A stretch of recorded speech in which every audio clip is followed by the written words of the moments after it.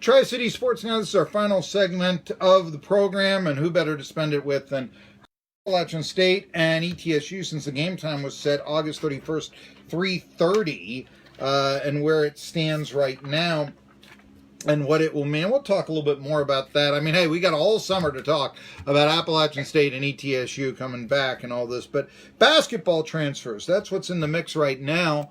By the way, ETSU, if we can put this down, they've actually announced, well, ETSU did not announce this, but Mladen Armas announced that he is going to transfer. Commentary, I don't know if you read or heard it, SoCon John, but what were your thoughts about Mladen Armas? Boise State, did you think that he was going to go higher? Did you think he was going to go lower? Just opinions there. I was a little bit surprised that he would go to Boise State, but on the same hand, I think there's a chance for immediate playing time at Boise State. And nobody coming back. He's got to sit out a year. But right, yeah. So that's why I think that a chance to kind of develop and be, Boise State is obviously, I don't think that's a better program than ETSU, but I think it's a chance to maybe showcase his skills more, that I guess in front of more media types and Boise State's been a good program. I know they come off a tough season. I think they only won like 13 or 14 games this year. But I think that, in the long haul, I think he's probably looking at it that way. And I think he's probably looking at it that, I know it's something that he looks at it, I've got a chance to possibly, do some things here and be more of less of a role player and more of an offensive guy at Boise State. So I think probably a good move now that I think about it. When I initially heard it, it was kind of surprising because I thought maybe a Power 5 school, was in the Southeast or Midwest area. Maybe a go-to guy in the post for Boise State in the immediate, I think. He's got to sit out a year, but two things. First of all, I think that Boise State is more comparable to ETSU than people around here would like. I mean, everybody wants to support the home team, but after that 13-20 season they did have last year, before that, Boise State had won 20 games for 6 straight years, and they even made the NCAA tournament as an at-large school. And I even said, and we were talking, ETSU, Appalachian State to begin, to me, maybe that perception is that, Boise State, because of the outstanding football, there is the chance then for the outstanding basketball. And I'll tell you one guy who thought that there was a reason why that Boise State will be really good in 2 years. They got a guy coming in from Arizona, all that mess program. So the guy was going to be a Wildcat star, joining Mladen Armas, plus a coach who used to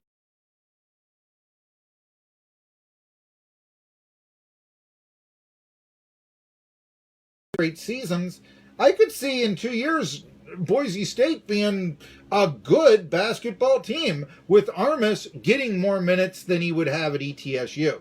That is my opinion there. I want to ask you this, though. I would say that anyone who is criticizing Armas to go to Boise State is somewhat doing ETSU sour grapes. Nobody really blamed Steve Forbes for interviewing with New Mexico in the same Western Athletic Conference to SoCon John Hooper.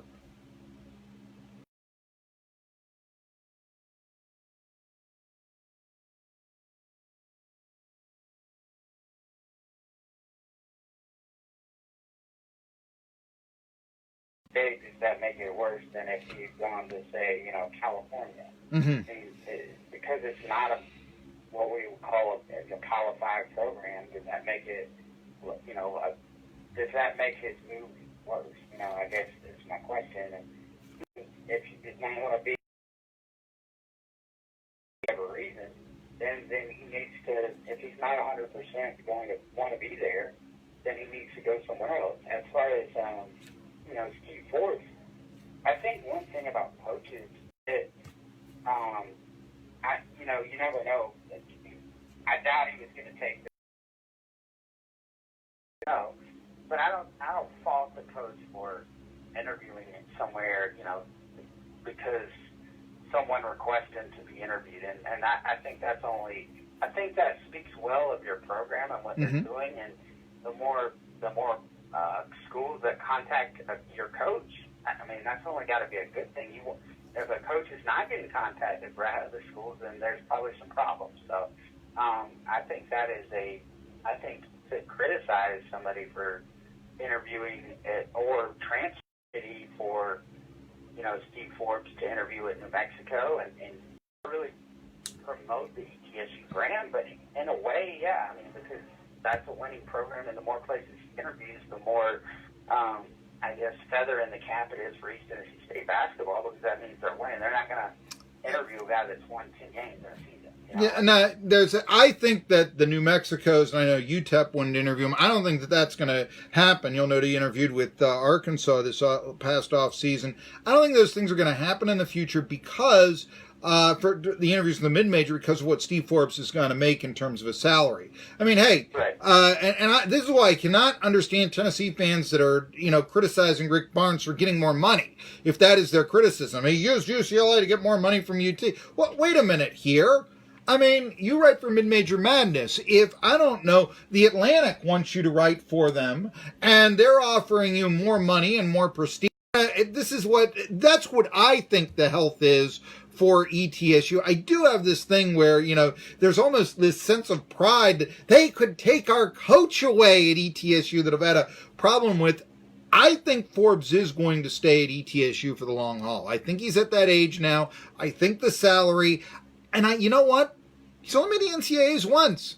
I'm not sure that there's that much success to have him go to Indiana. We got 5 minutes left. There have been a lot of transfers. And here's another thing, that Louisiana Monroe. And let's see here. I do not understand that at all. Well, I do, actually. What about the Wofford kid, the Kevin Aluma transfer from Wofford to Virginia Tech? I mean, I don't guess Wofford people are criticizing him, despite the fact that Mike Young be the head coach of Wofford, and it would seem that maybe he was from his previous program. I'm surprised it didn't happen more often. That, to me, is probably a little bit worse than, Maladen Armand's transferring to Boise State, I guess. Yeah. Because you know that the coach used to coach at your place, and so obviously he's taking a player away from the new coach, and that chances are that you're taking over at Virginia Tech.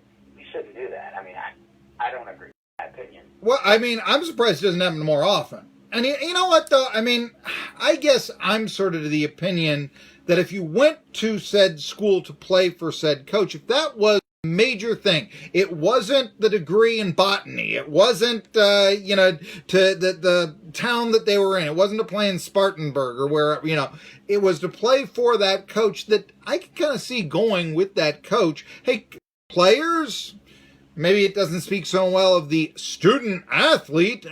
That, in fact, a lot of times you got to take that with a grain of salt. But there you go, Kevin Aluma going to Virginia Tech, also transferring to, I got to say it, more prestigious conferences. I love the SoCon, but I say what it is. Chattanooga's Kevin Easley to TCU, and the one that really bothers me because he said he was going to stay at VMI on this show, and you can see it yourself on YouTube or the archives here. Bubba Parham, VMI, saying also Jalen Williams, Furman going to Cleveland State. All right, bro. One that I was a little surprised at. Hey, what's James Dickey thinking at UNCG Greensboro declaring for the draft early? What's the motivation there? He's not going to get drafted. Well, I think it didn't. Was it Josh Sharkey at Stanford that did the same thing? No, if you don't retire to school, but yeah, it's a little. that seems a little bit of a stretch to me 'cause last year. Mm-hmm. You know, I guess he got a few workouts with the Lakers. And that's always neat to kind of get, I think, extra practice, but not only that, but with you know, an elite, you know, NBA franchise and a Mm-hmm. franchise that can kind of give you pointers on what to do when you come back. So hopefully that's what you know, a James Dickey or a Josh Sharkey are doing. But to actually, either one of those two guys are ridiculous to think. So I hope either one of them retain an agent. But you know, I want to ask one last question right here, because forgive me for interrupting, but SoCon John Hooper of Mid-Major Madness, I think you made your point right there. Forgive me here, but I just want to ask, here are the transfer numbers that I have, okay?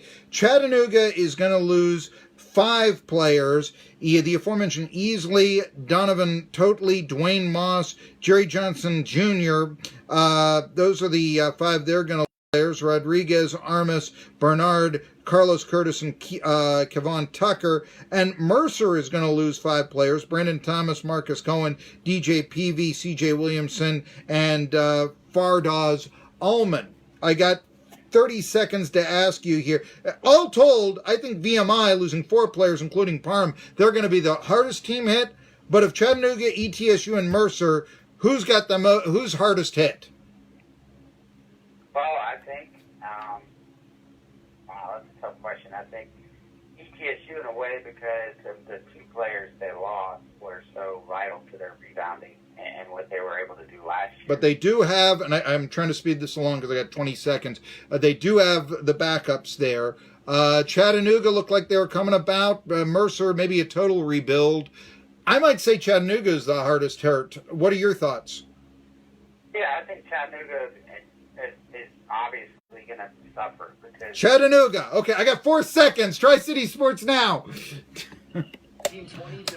I'm sorry, SoCon John.